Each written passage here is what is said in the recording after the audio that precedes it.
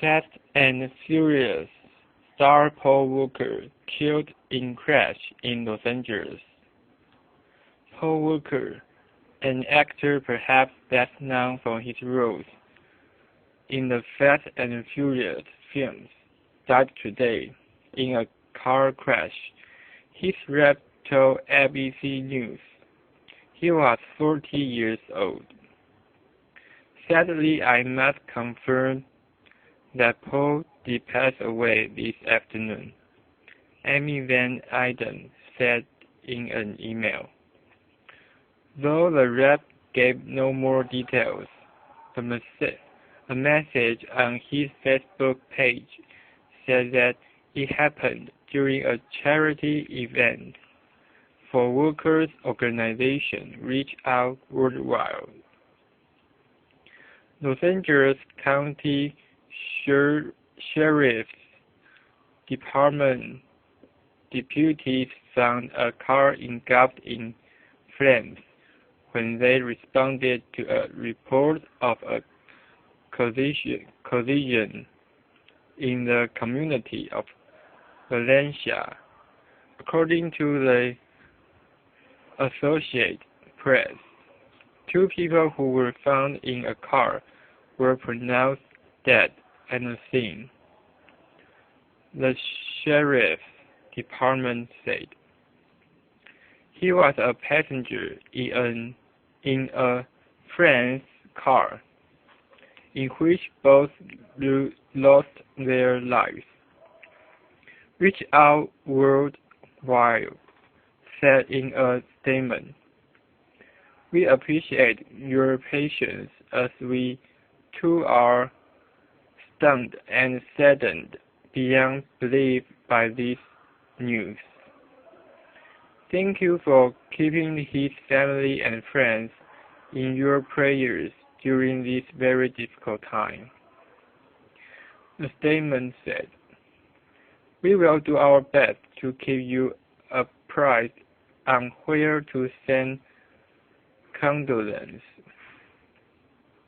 His Fast and Furious co-star Vincenzo posted on Instagram, "Father, I will miss you very much. I am absolutely speechless. Heaven has gained a new angel. Rest in peace." Mark Webb, whose work on the set of the Fast and Furious movies and was with Walker in Atlanta filming just a few weeks ago, was at the scene of the crash. "As far as people go, they didn't come any finer, any more gracious," Webb said. "He always treated everybody with respect. This one hurt," he told ABC News Radio. "This one hit right in the gut on this one. All of us at Universal are heartbroken," Universal Pictures said in a statement. Paul was truly one of the most beloved and respected members of our studio family for 14 years, and this loss is devastating to us, to everybody involved with the Fast and Furious films, and to countless fans. The entertainment website TMZ reported that Walker was in a Porsche when the driver lost control and crashed the vehicle into a tree. The Santa Clarita Valley Sheriff's Station confirmed in a statement to U.S. Weekly that there were 2 fatalities in a traffic collision at approximately 3:30 p.m. Saturday. Paul William Walker, 4, born September 12, 1973, in Glendale, California, began his acting career as a child in commercials before moving on to roles in numerous TV series.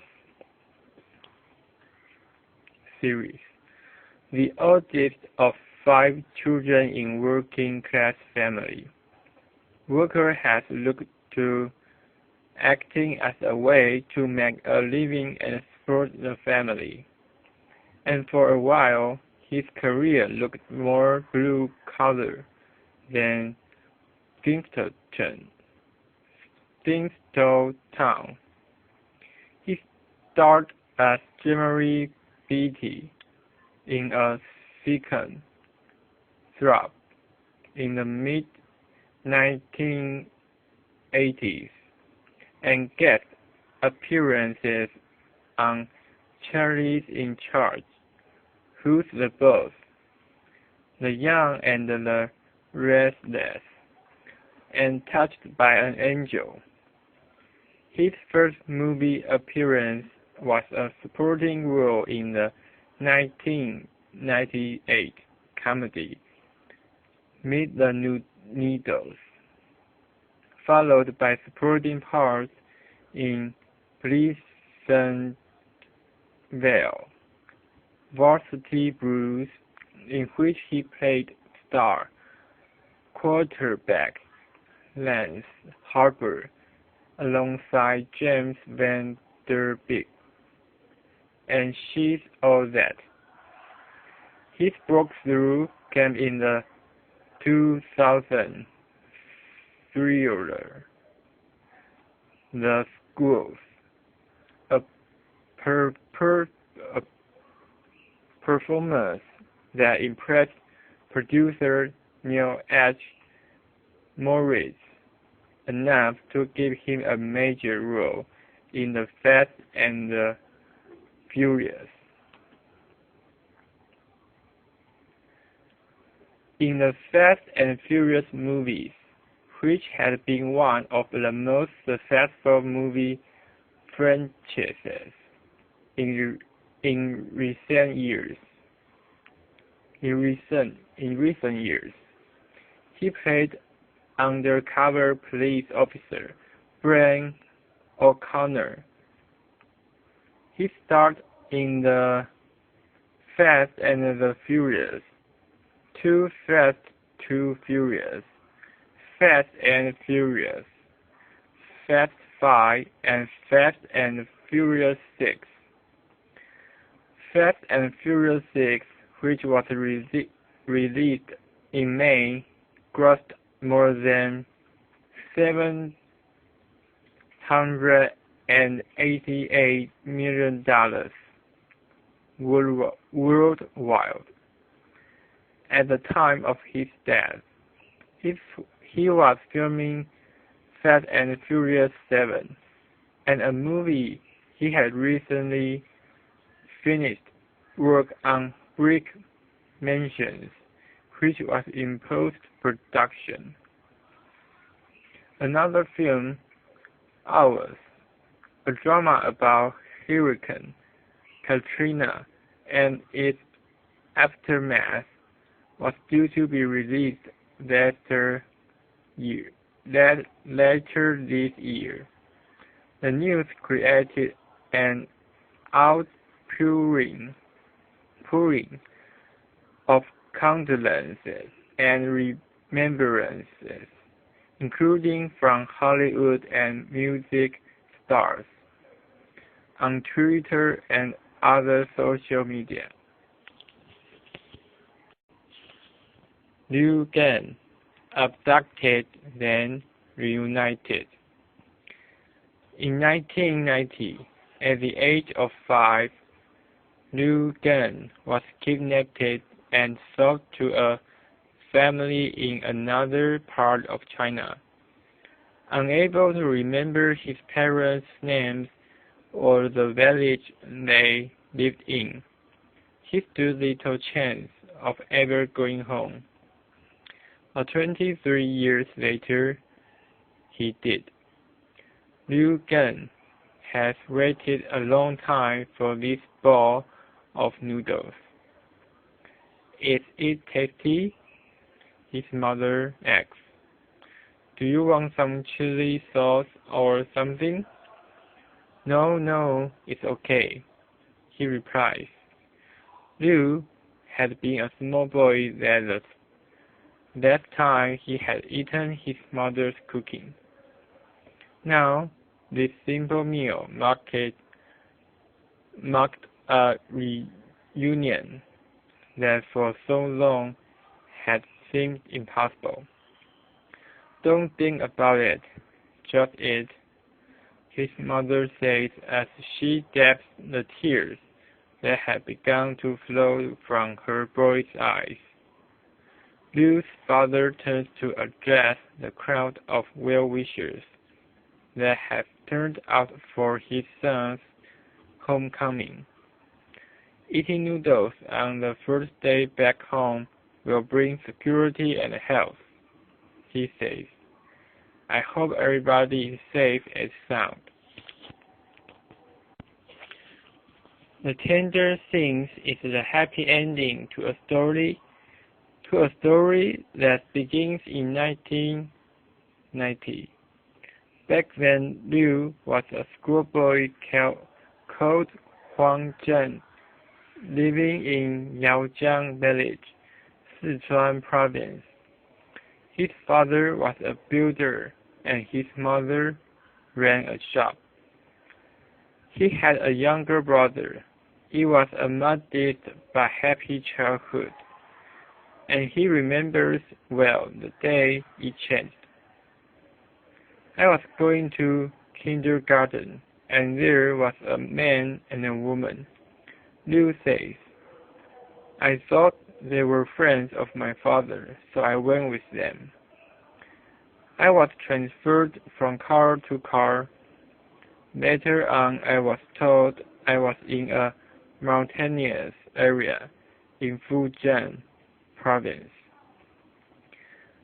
The bewildered schoolboy had been taken to Sanmin, 1,500 kilometers, 900 miles away, where life with a completely different family awaited him. Liu was given a new name and introduced to a new sister. He had become one of thousands of children abducted every year in China, very few of whom will ever return home.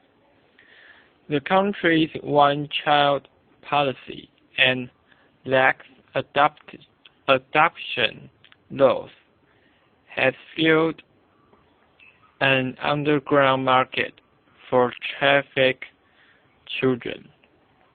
Earlier this year, a police chief in Fujian claimed over 10,000 children have been trafficked in 2012 in his province alone. I was very afraid, but I had been abducted and I had no choice, says Liu, who at first assumed living with this new family would be temporary. But when he realized there would be no reunion with his parents, Liu made the decision to start rehearsing his fading memories, determined that one day he would use them to find his way home. So each night, as he lay in bed, Liu repeated what he could remember of his life before. How he and his brother used to play on an old stone bridge opposite their little house with a tiled roof. How he had once fallen off the bridge and hurt his back. That there were two streams outside, and how they used to cross rice fields to get to school. I was like a computer, Liu says. I tried to keep my memories of family and the geographical surroundings.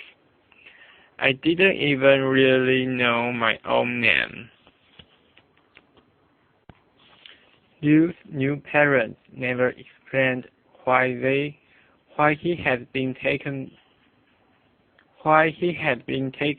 before they died 2 years after his arrival, nor did the grandparents who raised him after that. I was angry about it, but they treated me quite well. Liu says of the couple he affectionately now calls Grandpa and Grandma. It is likely that his adoptive parents had paid traffickers to deliver them a boy. He thinks for as little as 5,000 RMB. Though today Liu is keen to avoid blaming them for their actions.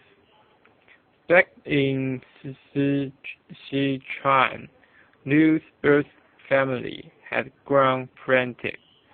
The local police made no progress with the case, and his mother and father, Dai Zhenfen and Huang Qinyang, took to handing out leaflets in neighboring towns and placing newspaper adverts. But as the years passed and their savings dwindled, the distraught couple scaled back their search and adopted a girl.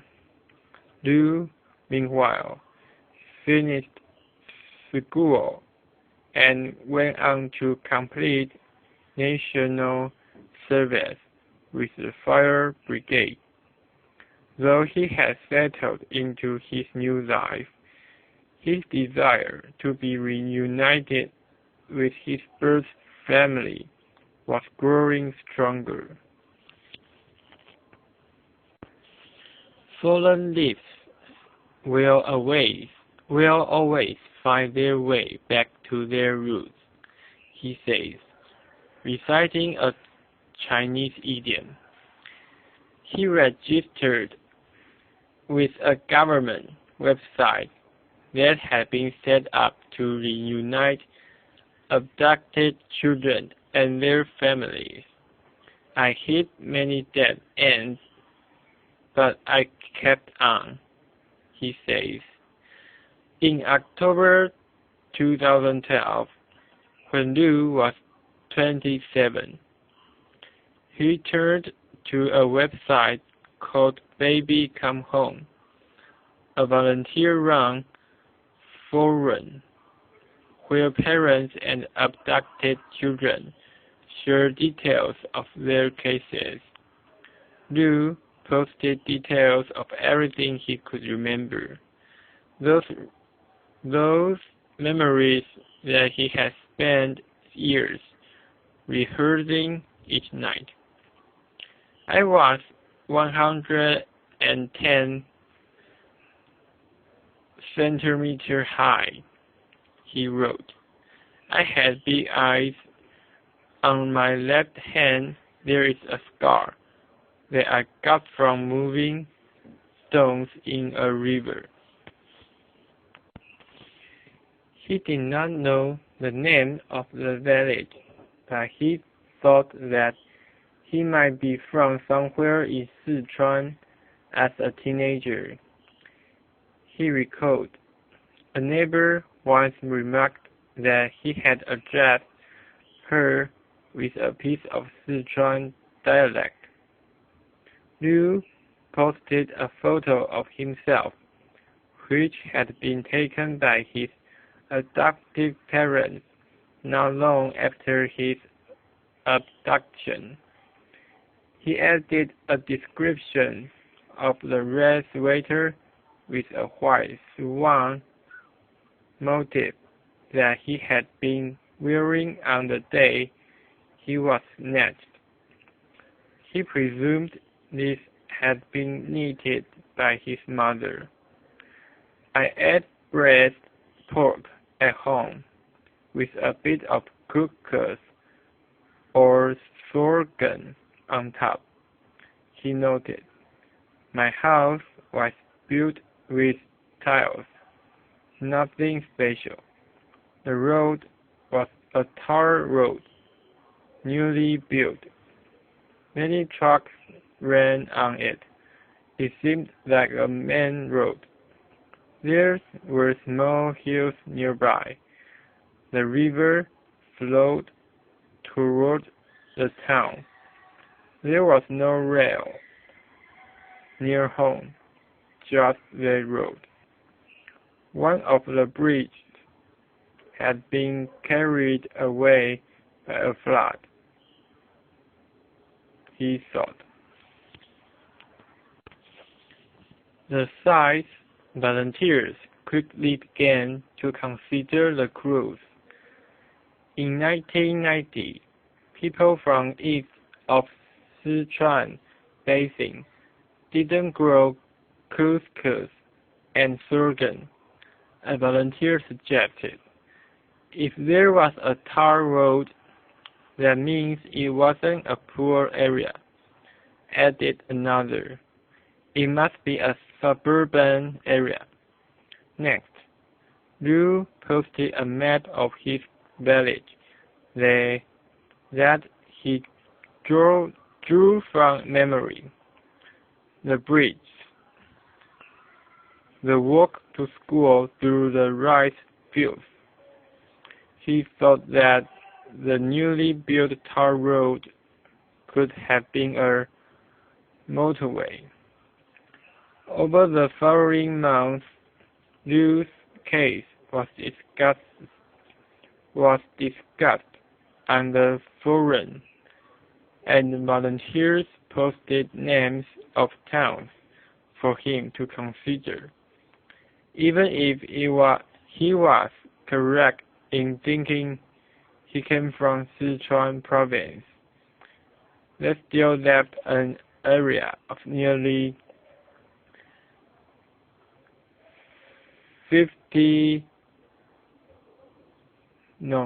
500,000 square kilometers to consider, twice the size of the UK, and with a population of more than 80 million. But slowly, the search was being narrowed. Records of heavy rainfall and areas affected by floods in the late 1980s were checked. Another volunteer looked up newspaper cuttings that had announced the construction of new roads. Then in March came Liu's first breakthrough. A motorway map from 1990 had been obtained.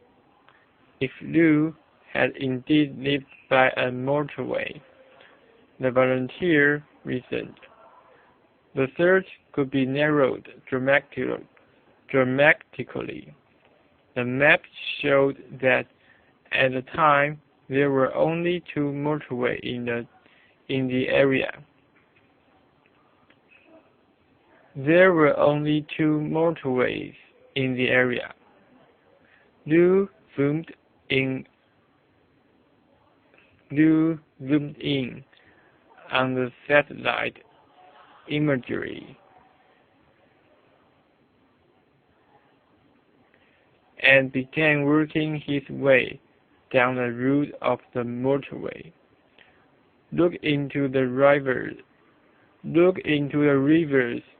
that flow to the town at 90 degrees, urged the volunteer, and places where people grow rice and sweet potatoes. On 26 April, Liu's digital track took him to Yaozhang village in Linxing County. It was here that he saw two bridges crossing a river with a distinctive turn. He found what could have been his old school. Up that, where he remembered a building site, now stood a giant ceramics factory. Everything makes sense. My hands were shaking. I typed many things wrong, Liu says. I could see the river at about 100 meters, 330 feet. From my house, there was the main road. A volunteer from the website agreed to check out the area. Yes, came the reply. The building is still a school. One of the bridges had also been damaged by a flood in 1989, just as Liu had remembered. This discovery coincided with another extraordinary piece of news. A volunteer had checked the area for details of abducted children and a couple who had lost a child at the same time as Liu went missing had come forward. They said the boy had the nickname Xiao Dong. Liu said he remembers being called by the name Zheng Dong.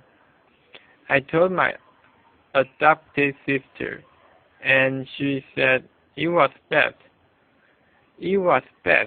that I go and have a look without telling Grandpa and Grandma, Liu says. He was certain that he had found home and arranged to meet his parents as soon as possible. I flew to Chongqing and at 9:20 on the morning of 9 May, I met my parents. I was quite calm, but my mom was really excited and she cried. The whole village turned out to meet their lost son. Firecrackers announced his arrival and tables for a lavish meal were laid in the street. A volunteer on Babies Come Home filmed the proceedings. The stove is still here, Liu is heard to say as he entered his old home. His brother Huang Chao asks if he remembers the water tank.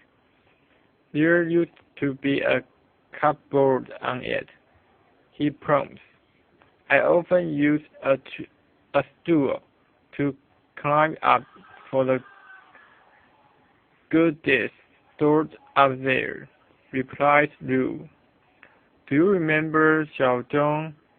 Asks his maternal grandmother. This was your home.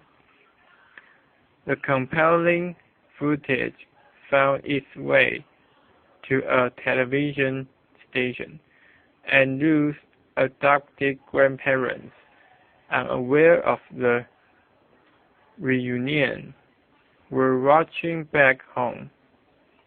They rang me up and they were quite sad, says Lou. They said it's good that you've found your birthplace. Enjoy a few days, but come home soon. I spent 8 days there and then returned to Fujian. My father asked me to stay, but I didn't agree at first, because I was waiting for the results of a DNA test. I was quite sure they were my parents, but it's better to rely the scientific test to be certain. Today, Lou, who has returned to live with his biological parents, is circumspect about his abduction. I thought at first that it broke one family. Now I think it broke 2 families, he says. My adoptive family raised me for 23 years, but my biological family are family. I don't have a paradox. I think of both of them as my homes, and I will spend time with both. The reunion allows Lou to honor a promise he made to himself that he would only marry his girlfriend when he had found his birth parents. With a wedding planned for next year, both families are invited.